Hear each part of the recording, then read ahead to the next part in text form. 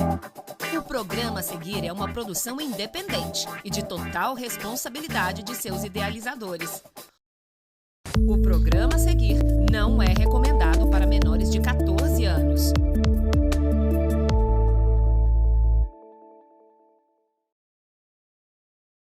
Luiz Henrique Mandetta cumpriu com aquilo que era previsto em seu longo depoimento à CPI da Covid no Senado Federal ontem.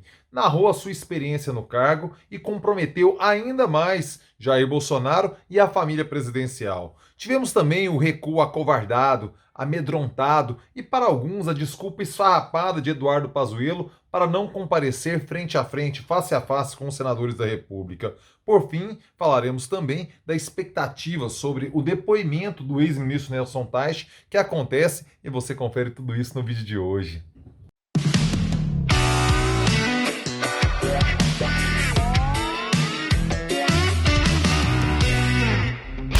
Fala aí, rapaziada! Tudo beleza? Para gravar o vídeo de hoje, quarta-feira, dia 5 de maio de 2021. 5 no 5, meu filho, sim! E eu começo aquele pedido clássico e tradicional. Por favor, meu filho, por favor, minha filha, caso você ainda não tenha feito, inscreva-se agora aqui no canal, porque você ganha sim, você ganha vídeo novo todo dia. Mas é todo dia mesmo, Pablo? Sim, meu filho, sim, minha filha. Diariamente estou aqui no YouTube trazendo vídeos com aqueles assuntos que eu sei que você gosta. Você entra no youtube.com/Pablo Cossa e eu troco uma ideia com você sobre política, história, cultura, cidadania, democracia e tudo mais que se passa na minha cabeça simplesmente doentia. Não vacile, inscreva-se agora aqui no canal, porque eu tenho a honra, a alegria de ter a sua companhia diária por aqui e você ganha os vídeos que todo dia eu compartilho. Veja, eu ganho a sua companhia, você ganha vídeo, eu ganho a sua companhia, você ganha vídeo. Todo mundo ganha, meu filho. Inscreva-se, ativa as notificações, sininho na fita, porque como é muito vídeo, o YouTube já te avisa assim. No exato momento em que eu postar, o YouTube lhe dá o toque. Então, inscrição e notificações. Já fez? Esse é o ingresso para participar aqui do vídeo, beleza? É isso aí, inscrição e notificações. Muitíssimo obrigado pela companhia de todos vocês. O canal tá crescendo, tá muito massa. Muitíssimo obrigado de coração. Rapaziada, a audiência de vocês é uma alegria. Vamos lá. O que não é uma alegria é o que vivemos nessa CPI trágica, nessa pandemia trágica e nessa necessária CPI para investigar a tragédia em que estamos metidos, com mais de 400, beirando aí 410 mil mortos, né? Provavelmente vamos ultrapassar isso. Ontem, o ex-ministro Luiz Henrique Mandetta, aquele que por mais tempo ficou como ministro da Saúde durante o governo Bolsonaro, prestou um longo depoimento de mais de 7 horas no Senado Federal e deu o tom do que deve ser investigado ao longo desses 90, mínimo de 90, prováveis 180 dias que teremos de CPI no Senado Federal. Luiz Henrique Mandetta, vamos lá, um depoimento morno. O tom não foi aquele de conflito, não foi beligerante. Teve momentos de alguma tensão, alguma ironia, mas no geral o tom foi bastante sóbrio e morno. Isso não quer dizer que o conteúdo colocado tenha sido irrelevante, não tenha sido. Não complique ainda mais a situação de família Bolsonaro. Entenda, o tom foi morno, não teve cafezinho voando para um lado para o outro, não teve quebra-pau, não teve dedo na cara, não teve xingamento, não teve esse tipo de exaltação. Mas o conteúdo ali colocado por Mandetta, sim, complica a família Bolsonaro. Veja que eu falei a família, não falei o presidente Bolsonaro. Por quê? Primeiro momento, eu acho que o ponto mais central foi a carta entregue em mãos ao presidente Jair Bolsonaro sobre as consequências de um comportamento irresponsável na pandemia. O que isso poderia gerar. Porque uma coisa é você ter a palavra de um ex-ministro falando que fez, que deixou de fazer, tal, não sei o quê. Há um peso probatório muito maior quando se trata de um papel. Você vai lá e entrega uma carta, sabe? Foi o que aconteceu no dia 28 de março de 2020. A carta, inclusive a íntegra da carta está aqui colado, o link na descrição do vídeo. Por favor, gente, todo vídeo meu, eu coloco o link de várias matérias para você se aprofundar no assunto, para você ir atrás, ter mais informação. Não fique só aqui na minha fala, não fique só em vídeo de YouTube, leia também, porque isso melhora a sua análise, te aprofunda no assunto e você tem elementos, inclusive, para discordar da minha tese, discordar das coisas que eu falo aqui. Tudo é importantíssimo que você leia as matérias que eu sempre linko aqui na descrição do vídeo para você ir além, para você crescer a sua percepção, ampliar o seu olhar. Isso é fundamental, meu velho. Por favor, faça isso. O link para a carta completa, tá aqui na descrição do vídeo, como vários outros links de matérias que eu li, reflexões que eu li, para elaborar o roteiro desse vídeo de hoje. Faça isso. Fecha o parênteses. O que acontece é que a carta é um documento que garante que o Jair Bolsonaro sabia das consequências de um comportamento negacionista e optou, de forma consciente, ou valar de dolo eventual pelo caminho que pegamos. Então aquela carta serve como uma prova, tem um peso probatório mais robusto, que é um documento entregue em mãos ao presidente Jair Bolsonaro. Outro ponto importante que o Mandetta falou, do aconselhamento paralelo, ou seja, não era o Ministério da Saúde quem norteava as decisões de Jair Bolsonaro. Ele fala várias vezes ao longo do seu depoimento de outras orientações, outros aconselhamentos que Jair Bolsonaro recebia. Nesse ponto, eu levanto uma questão interessante. Mandetta, quando eu falo que foi morno, o depoimento dele, é porque ele não fez acusações. A exceção de Paulo Guedes, que eu vou falar lá no final, também algumas exceções, mas ele, hora nenhuma, fala assim, fulano de tal fez isso para o Bolsonaro. Ele faz um uso excessivo do sujeito indeterminado. Então é sempre assim, aconselharam, orientaram, falaram. Ele nunca coloca o sujeito determinado. É sempre esse sujeito indeterminado. Isso é uma estratégia, porque Mandetta não goza mais de foro privilegiado, ele não tem estrutura de defesa jurídica que o Ministério lhe oferta, e agora ele sabe que qualquer coisa, qualquer consequência jurídica, ele terá que arcar com o próprio patrimônio. Isso não é barato. Então, ou seja, ele foi precavido, isso aí, fez uso, abusou, inclusive, do uso do sujeito indeterminado para se precaver juridicamente. Mas, para raposas políticas experientes, como são as que estão tocando a CPI da pandemia no Senado Federal, principalmente o relator Renan Calheiros, que deu uma entrevista que falou que sim, o depoimento de Luiz Henrique Mandetta compromete Jair Bolsonaro, o caminho das pedras está dado. Outro ponto que agrava a situação de Jair Bolsonaro é aquela história de mexer na bula da cloroquina, uma ideia, uma formulação que não foi adiante por orientação da direção da Anvisa, mas existia uma sugestão de que fosse alterada a bula da cloroquina e colocada nessa droga comprovadamente, cientificamente comprovada como inútil para o combate à Covid, que ela poderia ser usada para isso. Ou seja, o discurso entorpecido de defesa de drogas inúteis teve uma sistematização. Inclusive, se cogitou alterar a bula do medicamento. Isso é de uma gravidade tremenda. Ok, Mandetta salva a cara ali da Anvisa, diz que foi por orientação deles que isso não aconteceu, mas o dado é que cogitou-se isso nas estruturas do governo federal. A situação ficou mais complicada para Ernesto Araújo e Eduardo Bolsonaro, que foram citados por Mandetta no momento em que precisava-se de uma articulação mais intensa com a China. Mandetta foi proibido de fazer a reunião no Palácio, conversar por telefone com o embaixador para negociar insumo, negociar a chegada de vacina e tudo mais. Ou seja, posicionamentos ideológicos estapafúrdios, oriundos da lógica pervertida, doente de Olavo de Carvalho, prejudicaram a aquisição de insumos e vacinas para o Brasil. Por quê? Porque o Ernesto Araújo, no Ministério então ministro das Relações Exteriores, e Eduardo Bolsonaro, filho do presidente e também presidente da Comissão de Relações Exteriores da Câmara dos Deputados, têm uma postura ofensiva à China, no momento em que o Brasil depende não só economicamente, mas também dos produtos de combate à pandemia, como vacina e insumos para a produção de vacinas aqui no nosso território. Ele coloca os dois como pessoas que prejudicaram essa negociação. Além de Eduardo Bolsonaro, Carluxo também é citado. Diz que lá, o chamado que senadores ontem batizaram o gabinete do ódio, gerou uma variação. Seria o gabinete da cloroquina. Carluxo ficava tomando nota de todas as reuniões para naturalmente elaborar a estratégia de posicionamento nas mídias digitais de Jair Bolsonaro. Ele é o mentor, ele é o intelectual, entre aspas, que mobiliza, que pensa qual será o posicionamento dos robôs e de todo o gado das redes sociais. Então, Carluxo tem participação ativa na construção do discurso público do governo federal, do presidente da República, no combate à pandemia. Mandetta afirmou isso. Isso naturalmente coloca Carlos Bolsonaro também na mira da CPI. Hoje já se cogita que ele seja convocado para falar. Carluxo tem maturidade emocional para aguentar um depoimento de 7 ou 8 horas na frente de senadores? Não sei. Talvez veremos, caso ele seja realmente convocado para prestar o seu depoimento.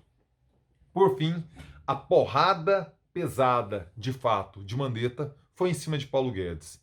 Ele o chamou de pequeno para o cargo, intelectualmente desonesto, porque realmente a incompetência de Paulo Guedes nessa pandemia ficou bastante perceptível, né? Ele falou ali com imprecisão absoluta que 2, 3, 4, 5 bilhões resolveria isso e tal. O Brasil gastou nem sei quantas, dezenas de vezes mais do que isso, e ainda não resolvemos a pandemia, perdemos muito mais gente, o nosso tombo econômico foi muito maior do que aquilo que Paulo Guedes previa, e a postura negacionista de Paulo Guedes, segundo Mandetta, contribuiu para o discurso de Jair Bolsonaro. Ou seja, essa história de se dividir, temos que combater a questão sanitária, mas também não podemos esquecer da economia. Segundo Mandetta, foi com uma leitura de Paulo Guedes que influenciou esse discurso, que construiu esse discurso para Jair Bolsonaro. Quando a gente sabe que, na verdade, as coisas estão juntas. Você combate o vírus recuperando a economia. Quando você combate o vírus, você já recupera a economia. As coisas são intrincadas. O que Mandetta colocou é que, segundo teria sido Paulo Guedes que teria construído essa ideia estúpida na cabeça de Jair Bolsonaro de que as coisas estão separadas, quando, na verdade, elas estão interconectadas entre si. Tivemos ainda ainda ontem o recuo, a batida em retirada constrangedora, vergonhosa de Eduardo Pazuello, que na verdade reflete o seu medo de ser preso. Todos sabemos do temperamento mercurial de Eduardo Pazuello. Eduardo Pazuello bateu em retirada, alegou que teve contato com 2 coronéis do Exército com Covid e por isso não poderia comparecer. Vá lá. Coloquemos o benefício da dúvida. Ele não se mostrava tão preocupado assim com os outros quando circulava sem máscara pelo shopping de Manaus, né? E ainda foi irônico. Tentou tirar onda com a garota que o abordou cobrando máscara. Preciso comprar. Onde é que vende isso aqui? Tirando onda, né? Piadinha infame, ruim. De alguém que não tem o que dizer num momento tão crítico e grave que o Brasil vive. Ele alegou isso, que na verdade a estratégia era tentar forçar o depoimento remoto, porque o Exército e o próprio media training pago pelo Executivo para preparar Pazuello para essa ocasião, esse depoimento, mostra que ele não está convicto, ele está se sentindo abandonado e uma pessoa amedrontada, acuada, é capaz de fazer coisas que não exatamente racionais. E ele tem uma questão pessoal mesmo, de ter o pavio curto, e ele tem a formação de general, que não é acostumado a ser questionado, a ser colocado contra as cordas. Ele é acostumado a mandar. Quantas vezes ele abusou da empáfia e da arrogância nas coletivas e no trato, inclusive, com os parlamentares. Agora a situação mudou. Eduardo Pazuello tem medo de ser preso, tem medo de ser abandonado. Ele quer envolver o Exército na jogada porque ele considera que a sua passagem pelo Ministério da Saúde se tratava de uma missão dada a um oficial do Exército Brasileiro. Veja você a lama em que enfiamos a farda brasileira. Não que ela não mereça, eu nem estou entrando nesse mérito, mas é que Pazuello afunda sim a farda brasileira na lama e hoje o Exército tem esse problemão em mãos. O Pazuello é uma bomba prestes a explodir, está amedrontado, está com medo de ser preso, não se considera blindado o suficiente por Jair Bolsonaro e seu entorno do Executivo, não sabe de onde partiu aquela entrevista do Weingarten em que ele responsabiliza Eduardo Pazuello pela não aquisição de vacinas da Pfizer. E, por fim, a estratégia retórica de Pazuello seria responsabilizar o STF, em particular o ministro Barroso, por não ter adiado as eleições, sem saber o mais elementar de tudo. É inconstitucional, não poderia passar para 2021 sem termos eleição em 2020 para prefeitos e vereadores. Simples assim, general Pazuello. Mostra que, ainda bem que o Brasil não se mete em guerra, eu sempre penso isso. Se o general não dá conta de encarar alguns senadores, algumas perguntas incômodas, como esses... Vai lá, não vou colocar todos. Como esse general iria tocar a sua responsabilidade de organização, que na verdade é um general de intendência, né? Ele não trata exatamente das questões de guerra, porque, segundo a apuração revelada no canal My News, da repórter Thaís Oyama, do UOL. Pazuello foi longe de ser um aluno brilhante na formação intelectual que o Exército oferece. É aqueles alunos que passavam ali meio no limite da nota e tudo mais. Por isso, chegou onde chegou na estrutura do Exército. Ainda bem que não precisamos dele, não contamos com ele em uma guerra, porque senão estaremos bem lascados e dá para refletir com profundidade se estamos gastando bem o dinheiro público recolhido de impostos na estrutura das Forças Armadas. Esse tipo de quadro aí mostra que a formação não está sendo bem feita, no mínimo. Por fim, o que esperar de Nelson Teich, que falará hoje? Ele teve uma passagem curta, né? Ele deu uma entrevista ao jornal o Globo bastante reveladora, em que ele coloca... Bom, vamos lá. Os pontos que os senadores vão tentar levantar de Nelson Teich são basicamente 3. Início da negociação das vacinas, protocolos da cloroquina e testagem. Por que com esses 3 pontos que eram centrais de seu trabalho, em frente ao Ministério da Saúde, por que não andaram? E por que ele saiu tão rápido? Ele nunca falou, literalmente, saí por causa disso. Essa foi a gota d'água. A partir desse limite ultrapassado, eu não toparia mais. Nelson Teich nunca falou isso. Hoje, os senadores tentarão explorar para ver se ele falará. Ele deu uma entrevista ao Globo em dezembro do ano passado, dezembro de 2020, em que ele falou o seguinte, abre aspas. Foi um gatilho que me fez enxergar que eu não teria autonomia e legitimidade para fazer as mudanças que precisavam ser feitas. Eu poderia ter pegado carona com o Conselho Federal de Medicina, são parênteses, aqui dado pelo próprio jornal, que defendeu à época a possibilidade de prescrição mais ampla, até então restrita aos pacientes graves, fecha parênteses. Mas como vou aprovar um remédio que não funciona? Se meu lado técnico, que era um dos meus pontos fortes, não é respeitado, decidi que não havia como continuar, disse Teich ao jornal o Globo no final do ano passado. Aqui está a pista do que será o depoimento de Nelson Teich, do que podemos esperar da fala de Nelson Teich hoje. Ele pode sim complicar ainda mais Bolsonaro, aprofundando aquilo que já foi colocado ontem por Luiz Henrique Mandetta. Teich se demonstrou muito, ele buscou sustentação intelectual, acadêmica, científica, para o uso da cloroquina e da hidroxicloroquina. Não encontrou. Por quê? Porque não existe. Não existe base científica para isso. E decidiu não colocar o seu CRM, o seu prestígio pessoal, mas comprometer ainda mais do que já havia comprometido. E optou por sair com menos de um mês à frente do Ministério da Saúde. Naquela circunstância, o seu secretário geral do Ministério, né, que era o Pazuello, assume de forma interina e depois é efetivado. Então, essas limitações da ação de Teich em relação à vacina, em relação às drogas inúteis, em relação à testagem e essa fala dele para o Jornal Globo, provavelmente serão bastante exploradas no depoimento de hoje e que a gente reverbera isso amanhã, porque, pelo jeito, essa vai ser a pauta central aí do que temos a falar.